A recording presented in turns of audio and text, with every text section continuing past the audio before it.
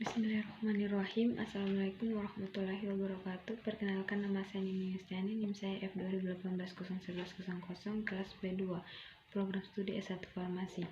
Baik, di sini saya akan menjelaskan tentang materi hubungan struktur aktivitas kelarutan, sifat kimia fisika, dan aktivitas biologis obat. Yang pertama, aktivitas biologi senyawa seri homolog, yaitu suatu senyawa seri homolog sukar terdisosiasi. Perbedaan struktur hanya menyangkut perbedaan jumlah dan panjang rantai atom C.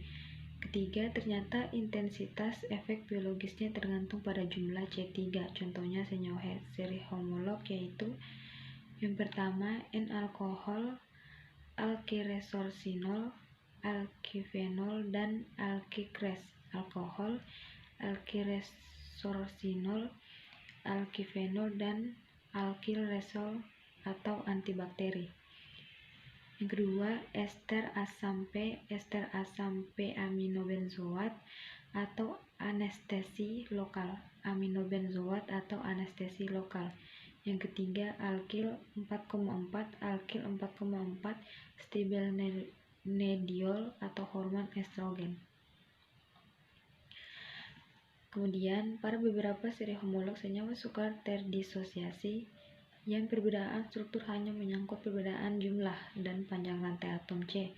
Intensitas aktivitas biologisnya tergantung pada jumlah atom C. Kemudian, makin panjang rantai samping atom C, makin bertambah bagian molekul yang bersifat nonpolar dan terjadi perubahan sifat fisik seperti kenaikan titik didih, berkurangnya kelarutan dalam air, meningkatnya koefisien partisi lemak atau air, tegangan permukaan, dan kekentalan.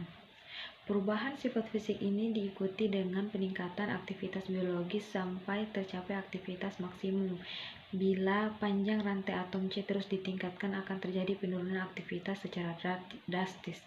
Hal ini disebabkan dengan makin bertambah jumlah atom C, makin berkurang kelarutannya senyawa dalam air, yang berarti kelarutan dalam cair luar sel juga berkurang.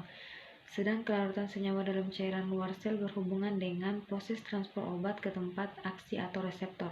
Oleh karena itu, kelarutan dan koefisien partisi lemak atau air merupakan sifat fisik penting senyawa seri homolog untuk menghasilkan aktivitas biologis. Hal di atas digambarkan dalam bentuk grafik oleh Ferguson dengan memplot log kadar toksik terhadap 2 mikroorganisme dan log kelarutan dari N-alkohol seperti terlihat pada gambar di atas. Kemudian titik potong antara garis aktivitas senyawa seri homolog dan garis kejenuhan tergantung pula pada daya tahan bakteri. Bakteri yang lebih tebal atau resisten memerlukan kadar senyawa yang lebih tinggi untuk membunuhnya, sehingga titik potong terjadi lebih awal. Kemudian contoh seri homolog. Yang pertama, seri homolog N-alkohol. Seri homolog N-alifatik alkohol primer pada jumlah atom C1 sampai C7 menunjukkan aktivitas antibakteri terhadap Bacillus typhus yang semakin meningkat dan mencapai maksimum pada jumlah atom C sama dengan 8 atau oktanol. Hal ini disebabkan makin panjang rantai atom C, makin bertambah bagian molekul yang bersifat nonpolar. Koefisien partisi lemak atau air meningkat, penembusan senyawa ke dalam membran bakteri meningkat, sehingga aktivitas antibakteri juga meningkat sampai tercapai aktivitas maksimum. Pada jumlah atom C lebih besar 8, aktivitas menurun secara drastis. Hal ini disebabkan senyawa mempunyai kelarutan dalam air sangat kecil, yang berarti senyawa praktis tidak larut dalam cairan luar sel, sedang kelarutan senyawa dalam cairan luar sel berhubungan dengan proses transfer obat ke tempat aksi atau reseptor. Kedua, seri homolog 4N alkilresorsinol. Aktivitas antibakteri seri homolog 4 alkilresorsinol terhadap Bacillus typhus mencapai maksimum pada jumlah atom C sama dengan 6, yaitu 4N hexyresorsinol. Sedang terhadap Staphylococcus aureus aktivitas mencapai maksimum pada jumlah atom C sama dengan 9. Hal tersebut menunjukkan bahwa ada perbedaan sensitivitas dari senyawa seri homolog terhadap kuman yang berbeda. Ketiga, seri homolog ester asam parahidrobenzoat. Hubungan perubahan struktur seri homolog ester asam parahidroksibenzoat atau pHb, koefisien partisi lemak atau air, dan aktivitas antibakteri terhadap Staphylococcus aureus dapat dilihat pada tabel di atas. Selanjutnya, prinsip Ferguson atau spesifik dan tidak spesifik. Banyak senyawa kimia dengan struktur berbeda tetapi mempunyai sifat fisik sama, seperti ester, kloroform, dan nitrogen oksida dapat menimbulkan efek narkosis atau anestesi sistemik. Hal ini menunjukkan bahwa sifat fisik lebih berperan dibanding sifat kimia. Dari percobaan diketahui bahwa efek anestesi cepat terjadi dan dipertahankan pada tingkat yang sama asalkan ada cadangan obat dalam cairan tubuh. Bila cadangan tersebut habis, maka efek anestesi segera berakhir. Hal tersebut menunjukkan bahwa ada keseimbangan kadar obat pada fase eksternal atau cairan luar sel dan biofasa, yaitu fasa pada tempat aksi obat dalam organisme. Pada banyak senyawa seri homolog, aktivitas akan meningkat sesuai dengan kenaikan jumlah atom.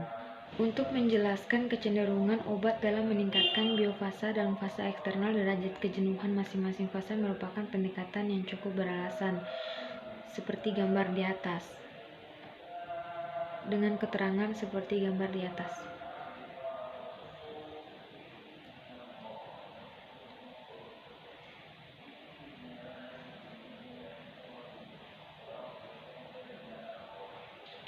Kemudian, senyawa berstruktur tidak spesifik. Senyawa berstruktur tidak spesifik adalah senyawa dengan struktur kimia bervariasi, tidak berinteraksi dengan reseptor spesifik, dan aktivitas biologisnya tidak secara langsung dipengaruhi oleh struktur kimia tetapi lebih dipengaruhi oleh sifat-sifat kimia fisika seperti derajat ionisasi, kelarutan, aktivitas termodinamik, tegangan permukaan, dan redoks potensial. Terlihat bahwa efek biologis terjadi karena akumulasi obat pada daerah yang penting dari sel sehingga menyebabkan ketidakaturan rantai proses metabolisme. Senyawa berstruktur tidak spesifik menunjukkan aktivitas fisik dengan karakteristik sebagai berikut. Yang pertama, efek biologis berhubungan langsung dengan aktivitas termodinamik dan memerlukan dosis yang relatif besar. Kedua, walaupun perbedaan struktur kimia besar, asal aktivitas termodinamik hampir sama akan memberikan efek yang sama. Ketiga, ada keseimbangan kadar obat dalam biofasa dan fasa eksternal. Keempat, bila terjadi kesetimbangan aktivitas termodinamik, masing-masing fasa harus sama. Kelima, pengukuran aktivitas termodinamik pada fasa eksternal juga mencerminkan aktivitas termodinamik biofasa. Keenam, senyawa dengan derajat kejenuhan yang sama mempunyai aktivitas termodinamik sama sehingga derajat efek biologi sama pula. Oleh karena itu, larutan jenuh dari senyawa dengan struktur yang berbeda dapat memberikan efek biologis yang sama. Selanjutnya, contoh senyawa berstruktur tidak spesifik. Yang pertama, obat anestesi sistemik yang berupa gas atau uap seperti etil klorida, asetilen, nitrogen oksida, eter, dan kloroform. Kadar ionestesi bervariasi antara 0,05 sampai 100%, sedang aktivitas termodinamik variasinya berkisar antara 0,01 sampai 0,05 sampai 0,05. Yang kedua, insektida yang mudah menguap dan bakterisida tertentu seperti timol atau fenol, kresol, N-alkohol, dan resorcinol. Kemudian, senyawa berstruktur spesifik. Senyawa berstruktur spesifik adalah senyawa yang memberikan efeknya dengan mengikat reseptor atau aseptor yang spesifik. Mekanisme kerjanya dapat melalui salah satu cara sebagai berikut, yaitu yang pertama, bekerja pada enzim, yaitu dengan cara pengaktifan, penghambatan, atau pengaktifan kembali enzim-enzim tubuh. Kedua, antagonis, yaitu antagonis kimia atau fungsional, farmakologis, atau antagonis metabolik.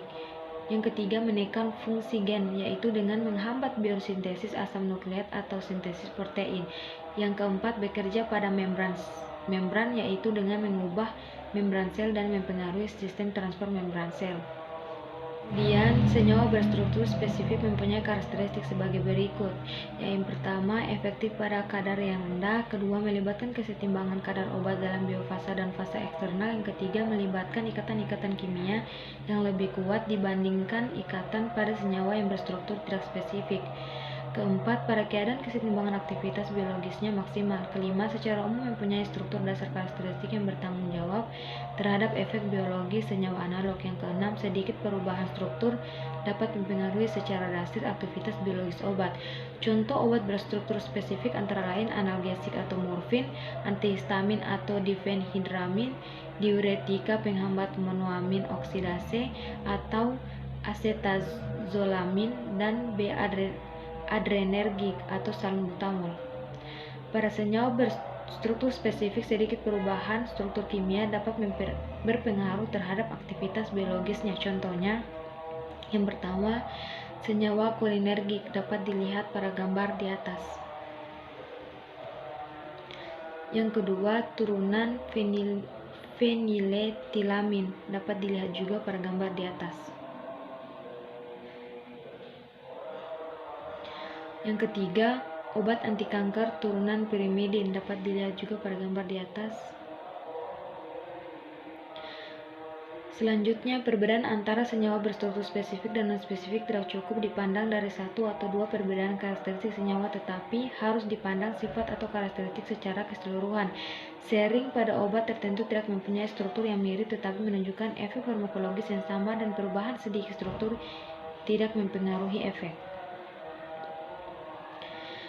Sebagai contoh adalah obat diuretik yang mempunyai struktur kimia sangat bervariasi, contoh turunan merkuri organik, turunan sulfamid, turunan tiazid, dan spironolakton. Sedikit modifikasi struktur tidak mempengaruhi aktivitas diuretik dari masing-masing turunan. Ini merupakan salah satu karakteristik dari senyawa berstruktur tidak spesifik. Padahal kenyataannya obat diuretik termasuk golongan bersenyawa berstruktur spesifik. Hal tersebut dapat dijelaskan bahwa obat diuretik menghasilkan respon farmakologis yang sama, tetapi masing-masing turunan mempengaruhi proses biokimia yang berbeda, jadi mekanisme aksinya berbeda, dapat dilihat dari gambar di atas.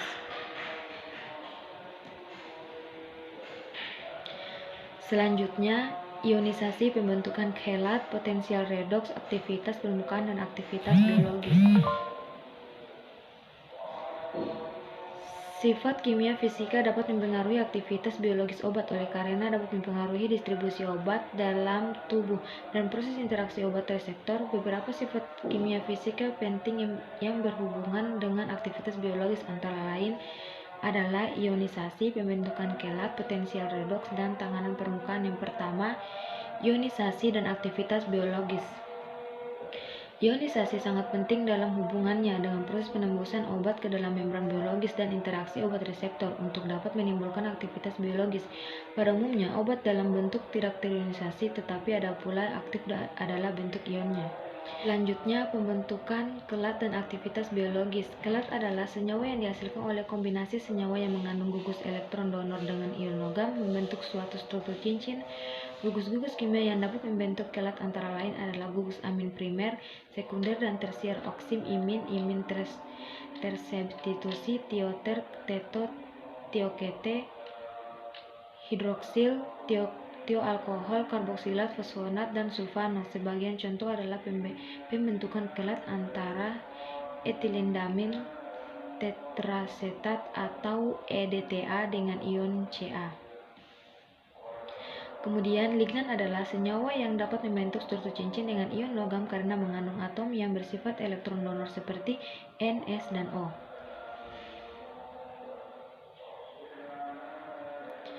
Contoh ligan yaitu dimercaprol, penisilamin, oksin, isoniazid, tiasetazon, dan emutamol. Terakhir, tetrasiklin. Selanjutnya, potensi redoks dan aktivitas biologis. Potensi redoks adalah ukuran kuantitatif kecenderungan senyawa untuk memberi dan menerima elektron. Reaksi redoks adalah perpindahan elektron dari satu atom ke atom molekul yang lain. Selanjutnya, aktivitas permukaan dan aktivitas biologis. Surfaktan adalah suatu senyawa yang terkena orientasi dan pengaturan molekul pada permukaan larutan, dapat menurunkan tegangan permukaan. Struktur surfaktan terdiri dari dua bagian yang berbeda, yaitu bagian yang bersifat hidrofilik atau polar dan bagian lipofilik atau non-polar, sehingga dikatakan surfaktan bersifat amfifilik. Kemudian, Berdasarkan sifat gugus yang dikandungnya, surfaktan dibagi menjadi 4 kelompok, yaitu surfaktan anionik, surfaktan kationik, surfaktan non-ionik, dan surfaktan amfoterik. Baik, itulah yang dapat saya sampaikan. Mohon maaf bila ada kekurangan. Wabillahi taufiq wal hidayah. Wassalamualaikum warahmatullahi wabarakatuh.